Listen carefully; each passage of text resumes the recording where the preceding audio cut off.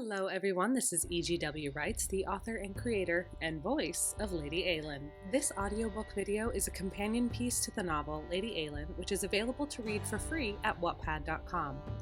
You can find this book and a handful of others on my profile. To view that, please visit wattpad.com/EGWwrites. Two quick housekeeping notes before we get started. Number one, this book will contain adult content, so listener discretion is advised. Please use headphones or listen privately. Number two, I live in New York City, and as much as possible, will try to edit around city sounds like sirens, car alarms, shouting, traffic, and etc. But sometimes there is no avoiding it. My apartment is a little too small for a recording booth. Thank you for your patience. Now, grab a cup of coffee or tea, snuggle up, and let's read. Lady Eilean, Chapter 44. A wicked wind blew against me, threatening to knock me sideways. My cloak snapped around me, the wool knocking against my leather boots. Wool and leather squelched in the ankle-deep snow. Locks of my hair pulled free from my braid and stuck to my face with a clinging wetness. A dull, hot blaze settled into my toes, the confusing sensation of burning as my feet succumbed to frostbite. Standing at the top of a stony overlook, peering down across the lowlands, I wait. I watch. It is futile. In the blizzard conditions, I can hardly see my hand in front of my face, let alone the dark outline of trees visible between gusts of swirling flurries. Eilean! Someone's voice is a distorted howl on the wind. Eilean? The cry came again, more confused, as if my pursuer lost sight of me. Here! I shouted, sparing a glance over my shoulder. A heartbeat later, Alex stood beside me, huffing, his cheeks rosy and raw. He grabbed my arm, pulling and twisting, forcing me to face him. Get inside now, he shouted over the storm. Darkness is falling. You will catch your death out here. The wind ripped all sound from his words. Snow crystallized in his beard, and he held his hat on his head with a mittened hand. The brim flapped, ready for flight. I stole one last, lingering look down over the lowlands before admitting defeat, nodding my head. I allowed Alex to guide me back to the castle, our steps slow and plodding over the deep drifts. Once inside, I rushed to a porter standing near the main door. Please, has there been any news? I asked, frantic. No, ma'am, the boy answered, his face grim. The kid cannot be any older than 15, but he straightened his shoulders and looked at me in the eye. I will send word as soon as I hear, my lady. I nodded, pulled along by Alex. Eilean, come on, you need dry clothes. In my rooms, I sat dazed as Alex stripped off my sodden boots, socks, and pants, rolling up dry, warm stockings up over my chilled legs. He pulled off my wet cloak and remaining clothes, passing me a flannel nightgown that had been hanging before the fire. It slipped over my frozen skin like a cocoon, bringing warmth back into my body. Alex held my face tenderly in his hand, brushing back the curls that still clung to my cheeks. Deftly, he swept my hair back, braiding it and pinning it into a high bun on my head. I might have fallen asleep. Might have succumbed to the cold deep in my bones, the icy wet that still clung to my chilled flesh like a sticky resin. For the next thing I realized, I was coming out of a trance by a too-hot fire. I held a mug of tea I did not remember accepting, and a heavy blanket rested over my shoulders. Alex sat beside me, staring into the fire, as still as a statue. Raising the cup to my lips, I drank, grimacing as the tea scalded my throat. I welcomed the pain, welcomed its warmth and soothing herbal familiarity. My movement was enough to pull Alex's attention from the flames. Warm? He asked, watching me carefully. Sweating, I admitted, pushing the blanket off my shoulders. What time is it? Nearly 7. They'll serve dinner soon. The hollowness of his voice, confirmation enough that nothing had changed. I bit the inside of my cheek, worry overtaking me. It had been 12 hours. The entire estate had been in turmoil, waiting for the return of a hunting party. They had left before dawn with plans to return by midday. The weather this morning had been bright, clear, cold, but quiet. Around lunch, a violent storm blew in, blanketing the sky in darkness and dropping multiple feet of snow in less than an hour. The accumulation was relentless, helped by a cruel wind into drifts that would swallow a person whole. Landscapes, trails, roads, all obscured. In shoring up the castle, I had fallen into a drift myself, sucked into a shoulder-deep tomb of wet snow. At first, no one worried. The party was only hunting in the nearby lowlands. Then, one of the hunters returned. Wind-blown and frostbitten, the girl was surprised to find that none of the other hunters had made it back. She had been separated from the group in the whiteout, attributing her successful return to nothing more than luck. A heated discussion had begun about whether or not we should send out a search party. After a few rounds of terse debate, Angus, Alex, Enos, and I decided it was far too dangerous. Our only hope was to wait and rely on the skill of the hunters. I blanched again at the thought of them, mere children who had grown up without the benefit of their huntsman fathers to teach them the survival or navigational skills they might need to save their lives. Another terrible legacy of the war exposed. The evening passed in tense apprehension. Alex and I, reluctant to be anywhere but with our people, ate dinner in the kitchens with the servants. Usually a bustling, raucous meal, it had been still and silent. Knives and forks scraped across plates in a way that made nerves tight. More than one person was cursed at for chewing too loudly or coughing. After dinner, all of us lingered in the kitchen. There was comfort in numbers that night. Enos held my hand, her leg bouncing. Alex frowned at the nothingness outside the window, sitting on top of one table.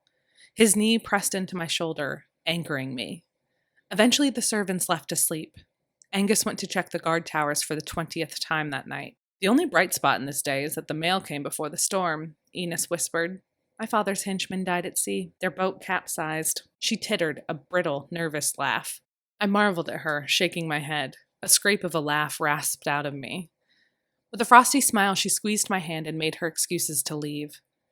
Only Alex and I remained in the kitchen, remained on watch. Soon it was well past midnight. The candles and fire burned low, making the room dance with the tall, flickering shadows. A bitter wind found entrance through the chinks around the windows and doors. The sound was mournful and fierce. It needled my nerves into a sharp point. Occasionally, a servant would shuffle through, whispering, "Are they back?" We had no news for them. Sitting at a well-worn table in the middle of the room, Alex watched the embers of the fire give up their life in a swirling, majestic death dance. I watched him, memorizing the sorrow on his face, the deep crease forming between his brows.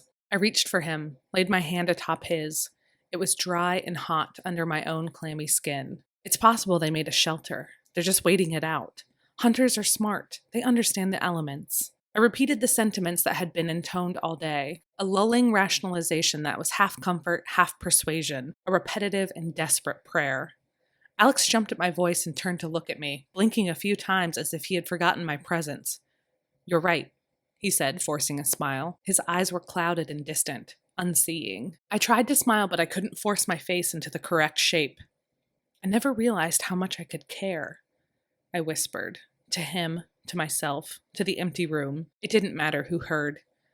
You employ them, work beside them. Together you build a life, watch as they grow up, marry, have their own children, and suddenly they're just a part of you. Your heart, your soul. I bowed my head. A tear slipped free and ran down my cheek. They weren't just hunters. They were Thomas and Rolf and Mary and Eliza, Michael, Anna, Gabriel, and Matthew. Men and women I had sweated and starved with, bled and tilled the earth beside, danced with, drank with, laughed with. Children I had educated. And it wasn't just the hunters, it was the maids, the cooks, the farmers, the teachers, the midwives. Every member of Stormway, every citizen of Elmsmere. My family. I no longer had a family of blood. I was a rootless tree. The Islanders were my family. They helped me, pushed me. Elmsmere had become a place where I knew everyone, understood their bloodlines, and they knew me. A place and people that had formed into a collective unit. Once, because we had to work together to survive. Now, because we were driven by pride. No famine, no war, no blizzard could stop us. Alex said nothing, but I knew he felt the same. He, a mainlander who might have been my greatest enemy, was my greatest support. My thumb rubbed against his callous palms. I could read his commitment to my land, my people, on his body as easily as I could my own. The sunburns and the blisters, the strength of muscles. Overcome with emotion both lovely and harrowing, I stood. I added a few logs to the fire and stoked it until it burned bright and hot. I stood, watching, allowing the warmth and crackling sounds to wash over me. A gust of wind sent a sharp shiver down my spine, the cry of the air sounding like a desperate plea. Marry me. My heart hammered in my chest and I stilled. Did I say it? Did he? Had I imagined the voice? The sigh might have been a trick of the wind. It might have been my voice begging for release. I turned, finding Alex close behind me. Deep need blazed in his eyes. I swallowed, fearful of speaking lest I detour fate. Alex pressed his forehead to mine, caught my hands, pulled our fists against his chest. Marry me, Eilean. He was begging, I realized. His eyes were closed, his voice soft. A hint of a sob broke as he said my name, voicing this forbidden plea. The sound of a thundering storm filled my ears and my mind went blank.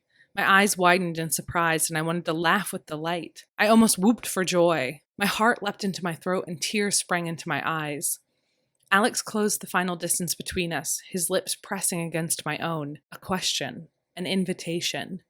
My body was prepared to give its answer. Alex's hand swept to the back of my head, fisting my hair and pulling me closer. His beard was soft and prickling against my chin. I wrapped myself around him.